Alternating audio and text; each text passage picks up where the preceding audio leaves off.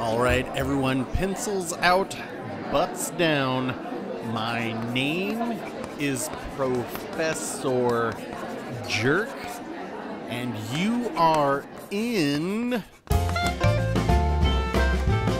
Trainables. Paolo, Emilio, 101. It finally happened. We got a brand spanking new Global XP ship. Not some past campaign resold to let the new players catch up. Nope. Brand spanking new. And it is new. While on the outside, this is very closely resembling the Tier 9 Italian destroyer from PC. This is, in fact, closer to a case of evil twin syndrome. Yes, I think if you look under the nose of ours, you may just see a pencil-thin mustache indicating that ours is, in fact, evil. First, let me go ahead and put the commander and modules I'm using on my build currently. It's Rizzo, hanging on the corner with Old Bay Seasoning and Jersey Bon Jovi. But back to the evil part. Now that may sound a bit harsh, but have you ever driven a car with a speed limiter? What if you need to go faster than what it allows? What if you find someone on the side of the highway who needs to get to the hospital, and the only way they'll live is if you speed? I mean, it is possible. Why do you want me to be a murderer, Mom? God! Anyway, our benevolent Ouija developers have in fact put a fun limiter on this ship in a couple of different ways. One, no sap. Now, you'll probably have heard me say before that I have no issues with sap not being in the game, but that's when it comes to Italian cruisers. But we'll get to that in a moment. So our benevolent Ouija developers did in fact give us that exhaust smoke that we all desperately wanted. However, at the time of this recording, you can outrun your smoke if you exceed 41 knots. So you can't use it with your speed boost, and you can't use it going full speed either. You have to toggle between 3/4 speed and full speed the entire time it is being used, or just settle for 3/4 speed, in which case you will be pulling off the slowest YOLO you've ever seen. Exhibit A. So this is from another match, and woo! You can see me trying to toggle my speed back and forth to go as fast as possible, and woo! Isn't this fun? Now, sure, I would love to go racing past all three of those camping battleships at 48 knots, laughing all the way like a wild man, but Ouija can't go for that. No can do. So instead, I am forced to do a slow triple drop and turn back out. That is not what we want to be doing in this ship. Anyway, on to Exhibit B. The guns. There are 8 of them, and a full salvo of HE penning is around 5k alpha. And theoretically, with this AP, you could potentially put out a 24,000 damage salvo. That is, if you can hit the citadel of a ship, and by God, watch in frustration as I shoot salvo after salvo at this Embra who just ignores me, and why wouldn't they? I'm barely putting a scratch on their paint. Now, I've managed to penetrate the citadel of some Japanese cruisers, but I really was expecting a bit more out of this, considering how long the gun reload is. It does seem a little ridiculous that at just over 5 kilometers I cannot punish this ship for sailing broadside to me for an extended period of time, and I'm almost positive that I could with just about any other destroyer. Definitely the Z52, what am I talking about? Z23, Fletcher, Glaber, etc. And that's puzzling because normally the Italian AP is pretty good. Anyway, back to our original match. This is Sia Fortune. And as you know, this used to be one of the maps that we saw every other time. Now we see it with much less regularity, but I wanted to say that this is actually a very good map for the Paolo Emilio. And the reason that it is so good is because the red team loves to clump up in bunches on this map, and there are all sorts of avenues for you to plan your approach using these little islands to keep yourself hidden and drop these 6-kilometer torps. I was discussing this ship with fellow fully licensed Thrill Wild CC Father Monday today, as we were discussing our struggles in this ship, namely the fact that you want to hold on to that slow-mo smoke until late in the game. But due to the nature of how games generally play out, you almost always have to use one to disengage after you gun down another destroyer.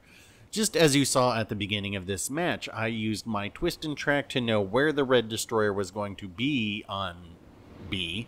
I got my turrets turned and ready, I went in to engage, and then had to use one of those smokes to drop spot from the 2 battleships just sitting still in their spawn. Which means I only have 1 left for the remainder of this game. And if I were feeling a bit selfish, I could use this slow-mo YOLO smoke on a couple battleships, but contrary to what some comments left on my videos say, I am not damage hunting. I am always playing for the win and to have fun. And with, Jesus, 20,000 matches played finally? Oh my. My gut is telling me here that I need to get this cap to make sure that we win. Because we're down on ships. We have okay positioning, but the red team has the health advantage here. So I want to get this cap, but to make sure that I can, I'm going to have to use my last smoke to make sure that I can cap this and help secure these ships. Even though, if I had saved this for later, well, maybe this game would have ended differently.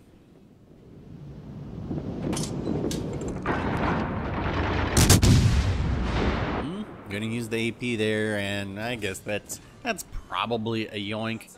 But we're gonna sit here. Our twisted track is indicating that the closest thing behind us, and I'm guessing it's the destroyer.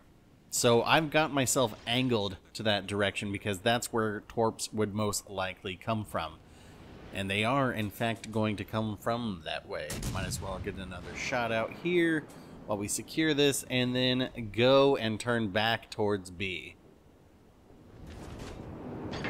Not quite in range there. That's unfortunate.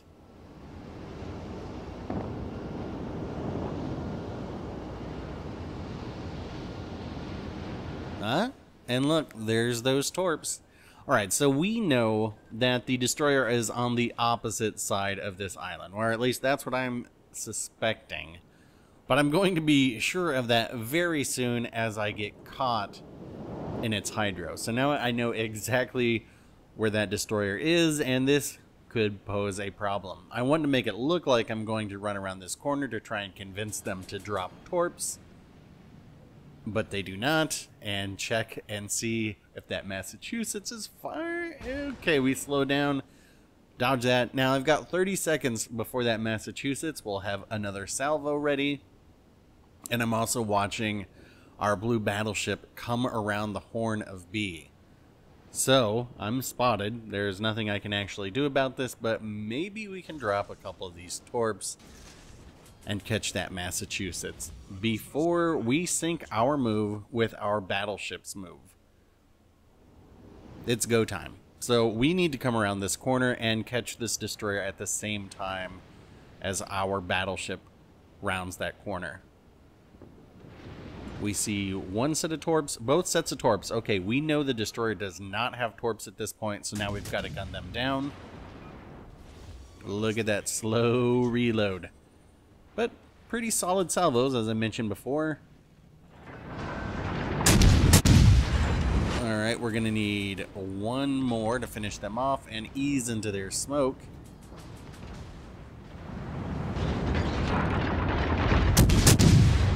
And I'd like to slow down here and collect my thoughts, but I realize right now that there's no time to do that because our battleship has no health. Let's get that last set of torps off on the Bismarck. and make a run for it. The Bismarck, even from this range, probably can't turn out fast enough, and these are nearly 24,000 alpha per torpedo. Well, excluding torpedo reduction. So we get the Dev Strike on the Bismarck, and we zip away from the Massachusetts, and all of a sudden, we are on a Kraken hunt.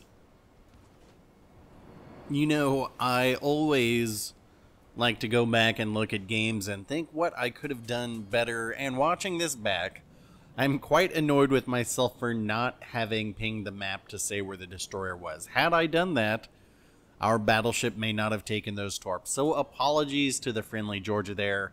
My bad. I was lost in the moment, and I do see that there is some comms chatter right now, and I'm assuming they're saying, stop being selfish, get away, but I'm familiar with my detection range, and hey man, I'm going for my first Kraken in the Paolo Emilio, and I should have it here, but I'm not going to.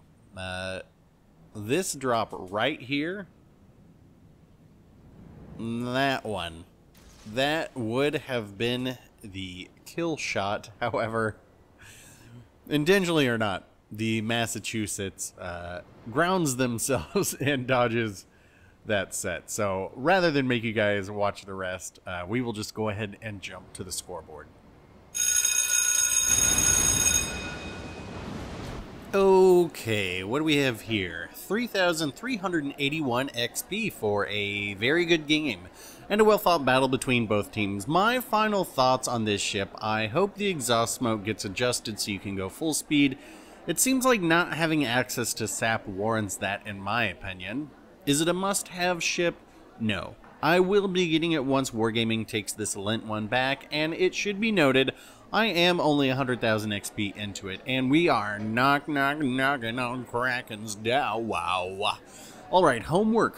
Let me know what you think of this ship, how you have it spec'd out, and what's working for you. As always, this class is pass-fail. Hit like to pass, hit dislike to fail, and to secure your spot in the next thrilling lecture, hit subscribe. Thanks for watching, folks. I'll get back out there for another one soon, and we will talk then.